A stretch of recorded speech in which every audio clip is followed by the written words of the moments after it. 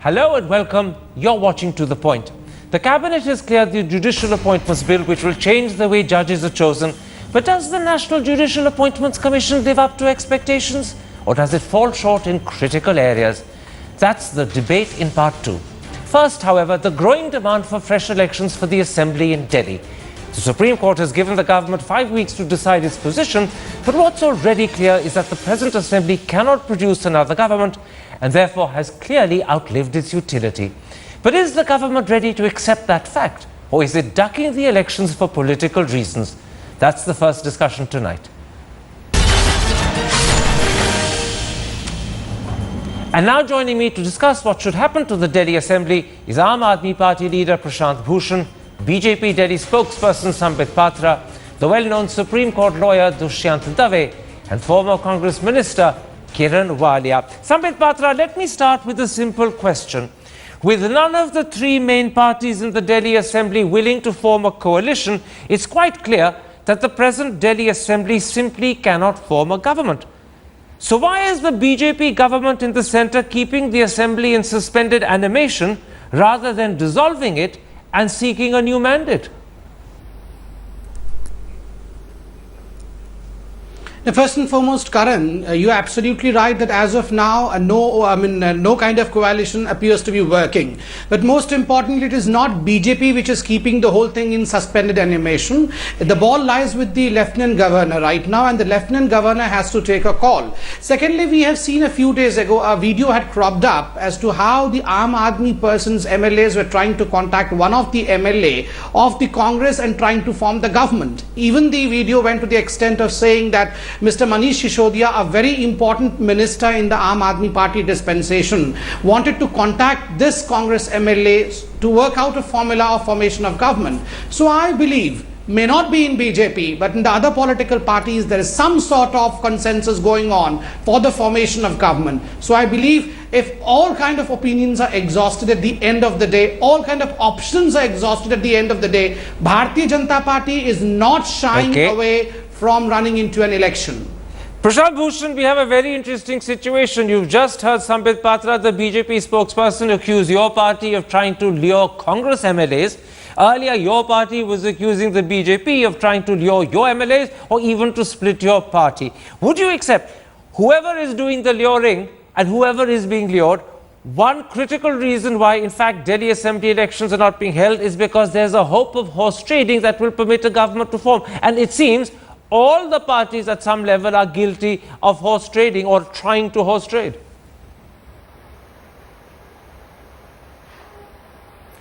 Well, we have been calling for elections from day one.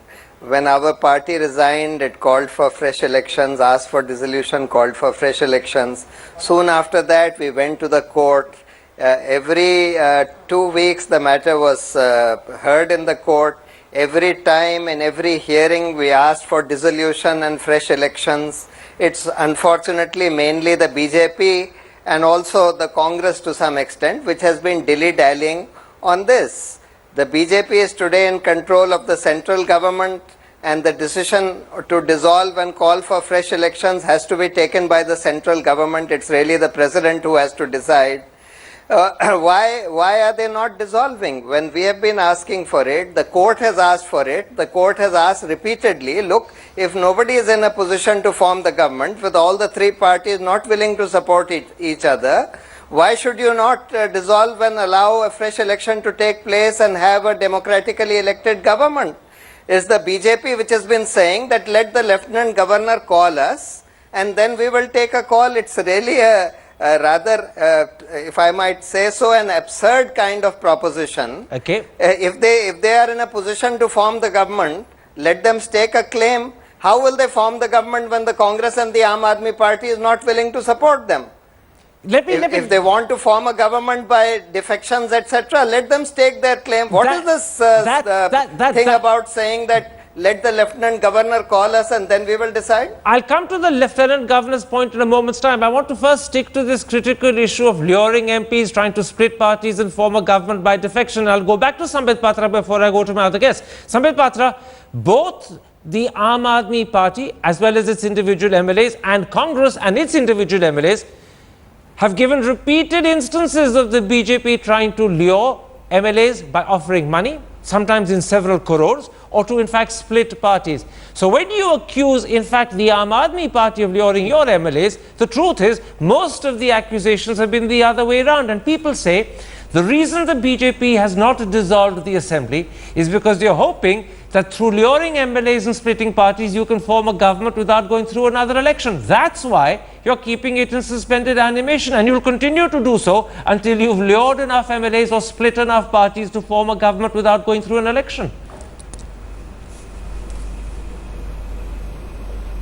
Karan, in fact, the bizarre allegation that we heard from Arvind Kejriwal and his team that approximately 20 crore rupees was being offered to their MLAs from the Bharatiya Janata Party to change parties. I believe Mr. Arvind Kejriwal has been teaching the whole of Delhi as to how they should film in their mobiles if any such bribe was offered. And a bribe worth 20 crore rupees offered to a very aware MLA of Aam Aadmi Party. How come none of the MLAs of the Aam Aadmi Party could record this event-breaking or path-breaking history, I would say, in any of their mobile devices? This itself breaks the rule that what Arvind Kejriwal teaches to the people is not followed by their own people. Secondly, and most importantly, let me expose the falsehood that Mr. Prashant Bhushan right now said. Mr. Prashant Bhushan said that time and again they have been going to the Lieutenant Governor and saying that they wanted a dissolution of the assembly. But it is on records that Mr. Prashant Bhushan's party had gone to the Lieutenant Governor initially and said that please don't dissolve the assembly. We are trying to form a government by other ways and means. That was it is on May. record. Thirdly, and most importantly, that was in May after the national elections were over. You're absolutely right. I'll ask Prashant about that. But stick to my question, which you're avoiding. Have you been trying to lure MPs, and is the reason why you haven't in fact called elections and kept the assembly in suspended animation because you're hoping through luring MPs and splitting parties you can form a government without having to go through an election? Answer that specifically. No, we have umpteen number of evidences that the Aam Aadmi Party and Congress is working into a nexus, but show me a single evidence or recording somewhere or talk somewhere which proves that we have been trying to horse trade or we have been trying to allure the MLAs of the Aam Aadmi Party or the Congress you're per absolutely se. right. But ironically, there is no none recording. of them have any such You're right. evidence. There is no recording. There is no foolproof evidence of that nature that is incontrovertible, but there are endless statements made by Congress MLAs and BJP MLAs. You know that and I know that. But the problem is, because those are statements made by individuals without physical proof in the shape of photography or video film, it may not constitute legal proof. But you know that those statements exist. Let me broaden it and bring in Kiran Walia. Kiran Walia, yesterday's Hindu quotes the Delhi Pradesh Congress Committee spokesperson as saying that you want elections immediately. This is what Mukesh Sharma said. We demand that elections be held immediately. Now I want to ask you, is that now the formal position of the Congress party, or is it just the rhetoric of a spokesperson? Well, I must say that we have reached a situation where the court had to intervene and say that the whole logjam has to be cleared. And I want to go into this because we cannot really ignore, in the eyes of public and in the interest of democratic institutions, if they have to be nourished, that the colossal mess was caused by Aam Aadmi Party not realizing their sense of responsibility. Excuse me. You're not answering my question, and time is too short for us to not permit you. So come back to my question. I would say, is it now your official position, yes or no? It's yes, because one thing is very clear, that any kind of horse trading will not lend credibility to any government if it is formed with this kind of a patchwork. So you want elections immediately? Aam Aadmi Party and Congress had broken, parted. Answer my question, Kiran Walia. You're going off another tangent. Yes, I can't permit that. There is no alternative but to go for elections. I think things are absolutely clear to lend any credibility to the government of any kind. Okay, that's perfectly clear. There is no alternative but immediate elections. Sushant, speaking on behalf of the government, the Additional Solicitor General P.S. Narasimha has told the Supreme Court that no party can demand a fresh election. No party can demand a dissolution. It is, he says, the Lieutenant Governor's prerogative to take a decision whenever he deems fit. But tell me something, how long can the Lieutenant Governor prevaricate and delay? It's crystal clear to the Lieutenant Governor that none of the parties can form a government because none is prepared to form a coalition. He knows that. He has known that virtually since February. So how long can he prevaricate? Karan, there are two things. Let's keep the politics out. Let's forget the BJP, the Congress and the Aam Aadmi Party for a moment. What is really important here is a complete murder of the Constitution and constitutional morality. And person who's responsible for that is unfortunately the good Lieutenant Governor of Delhi. I can definitely tell you that what Lieutenant Governor is doing is completely immoral constitutionally, and it is absolutely unbecoming of the governor to really do so, considering that he is otherwise a very fine man and very respected person. But I am also more disappointed with the Supreme Court, because this is a golden opportunity for the Supreme Court to have really decided the issue and decided it as quickly as possible. You don't need weeks and months to decide this issue. You rightly said that there is no scope for any party to form a government except through complete murder of the 10th schedule and the constitutional morality. I don't think any governor or any government should countenance that. And Supreme Court should not become party to it. Okay. So I am more really disturbed about the fact that the governor and the Supreme Court both have disappointed the nation. All right. You've made critical points there in criticism of the governor and also in criticism of the Supreme Court, and they're very important, and I will take both up. But first, Prashant Bhushan, I want to come back to that point made by Sambit Patra, because you keep claiming that in fact your party has been insisting on dissolution. You've been arguing for it every 3 weeks or every 2 weeks, as you put it. But the truth is that in fact your party leader Arvind Kejriwal in May after the national elections formally went to the governor, submitted a letter to the governor saying, please do not dissolve. I want another chance to explore whether I can form a government. So if there is now any confusion and responsibility for delay over dissolution, you have a share in that as well, because you've added to the confusion by saying don't dissolve in May. That was only for a day, Karan. What happened was that immediately after the general elections, there was a view which was expressed by some quarters in the Congress party as well as quarters in our own party, that we should again try and form the government with Congress support. At that stage, a letter was written by Arvind Kejriwal to the Lieutenant Governor that if you are thinking of dissolving the assembly right now, please hold it off for a week while we consult the people on this issue.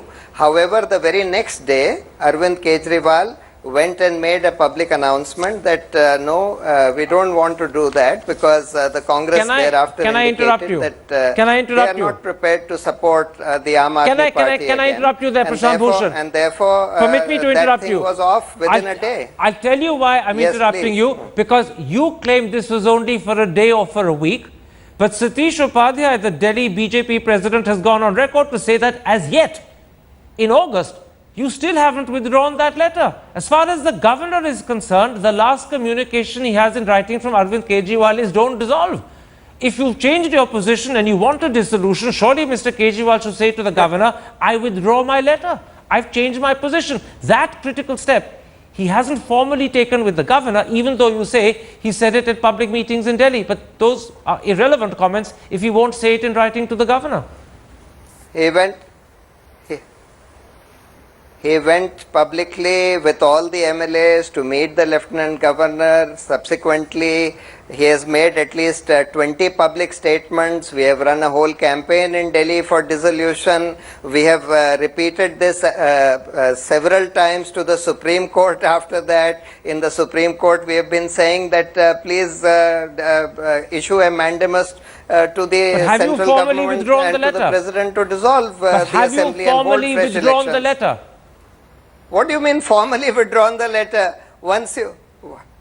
We don't need to formally withdraw the letter. We have gone and told the Lieutenant Governor with all our MLAs saying that please dissolve, please dissolve, please dissolve. Okay. The letter stands withdrawn consequently as a result of that. That letter was in any case only asking for a week, asking him to hold on for a week. And within that week also, within one day in fact, we made a public statement that we want dissolution. All There right. is no possibility of our forming the government right now. You've cleared the air as far as that letter is concerned and the confusion over the letter, but the truth is that your political rivals keep claiming something very different to what you're saying. Kiran Walia, your party is equally responsible for creating confusion, because right up till May, Excuse when the me, UPA we was in never power. had Hang on a a second. mandate. Can I finish the question before you answer we are it? Because you not- don't know what you're answering at the moment. we are not You a need pla- to we wait are for not a a player question, in the Mrs. game Walia, today. before you answer. You give What me are you an answering? opportunity. Yes. Mrs. Walia, you need to wait for a question. You don't know what you're answering at the moment.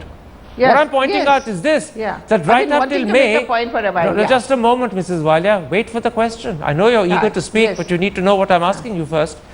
Right up till May, when the UPA government was in power, you too didn't want an election, because you knew that whenever the election was held, you'd be decimated. So you were very much party to the decision to keep this assembly in suspended animation, because you benefited. It's only after the BJP took over that you've changed your position on the election issue. So once again, I put it to you, this whole business of contrivance of political parties trying to avoid an election and thus keeping the assembly in suspended animation, you share as much blame as the others. Now, I would like to make a point. We are not a major player at all. We do not matter. And we were the ones who did not want an election imposed on people of Delhi just after 49 days of having formed the government. You know that we had lent support. But I want to make one point, that Aam Aadmi Party and Mr. Kejriwal has been making a U-turn on everything that he said and did.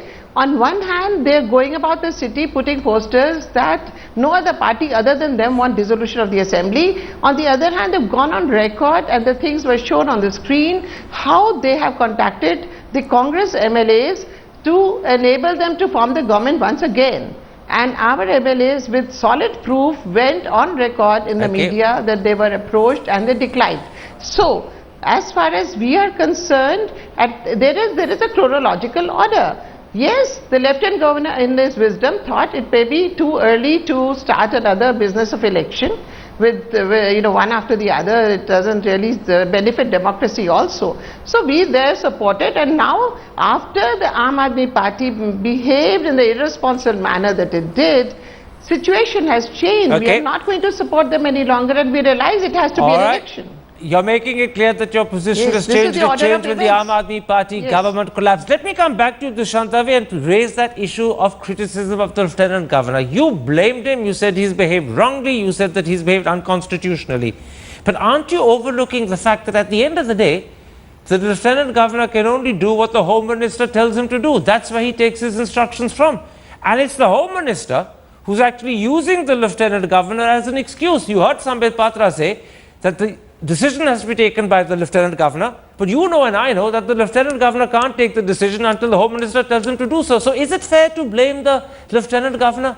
Actually, shouldn't we be blaming Rajnath Singh? No, I don't think you can blame the Home Minister at all. I mean, Home Minister is a politician. He can do what he wants to do. Political parties have their own way of looking at these things. The Governor is under a constitutional oath to, abide by the Constitution. And that Constitution tells him that you must try and see that the government is formed if possible. You must explore all possible avenues, of course. But at the end of the day, in a situation like this, where there is complete deadlock, and the only solution is complete immorality to form the government, then I think Governor was constitutionally obliged to have sent opinion to the Government of India saying that the formation of government is not possible, and that therefore the assembly must be dissolved immediately. I think even after seeing this, debate on your television, where all political parties are saying that they are not in a position to form the government, I think the Governor would be well advised to send that opinion tomorrow morning. Okay. The other issue, Sambit Patra, was criticism of the Supreme Court. Dushyant Dave a little while ago said the Supreme Court has in fact been mistaken. It should have ordered an immediate dissolution and an immediate election. But I want to put the opposite to you. Forming a government or dissolving an assembly is clearly a matter that lies within the ambit and jurisdiction of the legislature and the executive. Should the Supreme Court at all be intervening? Now, I believe the Supreme Court itself answered to your question in the sense that when the Supreme Court was about to issue a direction to the government, the councils of parties said that in fact Supreme Court should not issue a direction because this is absolutely a political matter and the judiciary should not step into the legislative matter, and that's the result as to why the Supreme Court did not or refrained from in fact issuing a direction, just wanted what options were possible within a span of 5 weeks. So your question stands answered there. But secondly and most importantly, I was listening to Prashant Bhushan on the letter issue. He said that a letter was written to the Lieutenant Governor because they wanted to explore the formation of government. I would ask Mr. Prashant Bhushan, your exploring the options of government formation is sacrosanct. Anyone else exploring the formation of government within the ambits of constitution is nothing but horse trading. How can you have double standards? That's a very fair point you're making. I'm glad you made it, but I'm not going to deflect the discussion back to something we've already discussed and moved on. I want to stick for a moment to the legitimacy of appealing to the Supreme Court to step in and intervene. That was the step that you took, Prashant Bhushan. You're the person who's brought, in fact, the Aam Aadmi Party, PIL. Why do you think the Supreme Court should step in when clearly it will be transgressing in a matter that is the domain of the legislature and the executive? Have you made a mistake in dragging the Supreme Court in where it shouldn't be?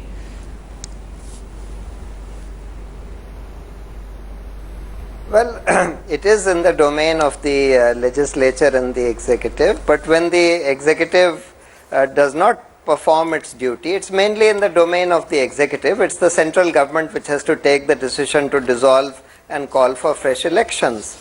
The Supreme Court has held in so many cases, in the case of appointment of governors, in the case of imposition of president's rule, in the case of presidential pardon, that every power exercisable by the executive is coupled with a duty, and there is a duty to exercise that power when the situation calls for the exercise of that power. And if they do not perform their duty, then it becomes the role and the duty of the Supreme Court as the guardian of constitutional democracy to order the executive to do that. Okay. And that's why we had gone to the Supreme Court. Kiran And that's Walia, what as the a Supreme Court politician, hopefully is going to do if the government does not. Kiran Walia, as a politician and as a party that wants immediate elections, because you've just clarified that is now your position, do you believe that if the Lieutenant Governor or the BJP government fails to call immediate elections, then you uphold the responsibility of the Supreme Courts to step in and to do something that the executive is failing to do? Would you agree with that, or would you still say, no, this is not the matter for the Supreme Court? I would say, no, I at least appreciate at the end of the day the Supreme Court left it to the powers that be to take a call. And that is how it should be. I'm not for one who would want one organ of the government unnecessarily transgressing its powers. It should not be respected. It's not in the true spirit of the constitutional morality. So therefore, it has to be the executive, the central government, which has to take a call, and it should be like that. It's not necessary, it's not right for the Supreme Court to say the elections will be held now, and it would be a very wrong precedent. Dushyant Dave, you were critical of the Supreme Court for not, in fact, ordering I'm just completing in half a second. Go ahead. No, but I'm completing in half a second. At the end of it is the interest of people of Delhi at heart. There is absolutely no governance. This hasn't figured in your debate. There is no governance worth its name at all. And that is something that needs to be addressed, and that's what was the core point that the Supreme Court was making. Dushyant Dave, you were very critical of the Supreme Court not ordering immediate elections. What the Supreme Court instead tried to do was, having been petitioned by Prashant Bhushan, dragged into an area where they perhaps feel they shouldn't be involved at all, they tried to take a middle ground and give a 5-week deadline to the executive to do the right thing, rather than step in and do it on behalf of the executive. Don't you think that was an act of discretion by the Supreme Court that we should applaud, rather than, as you did, criticize them for not ordering immediate elections? See, two things. First, I don't agree with my distinguished friend Mr. Patra. It was in BJP, on the Bihar Assembly dissolution which had moved the Supreme Court. So it's well settled that in an issue like this, where a discretion is to be exercised by the governor, that discretion must be exercised although on subjective basis, but based on objective considerations. Now, Supreme Court can always intervene. It's now undisputed. It's well settled. Now, secondly, I don't think Supreme Court's role is advisory role.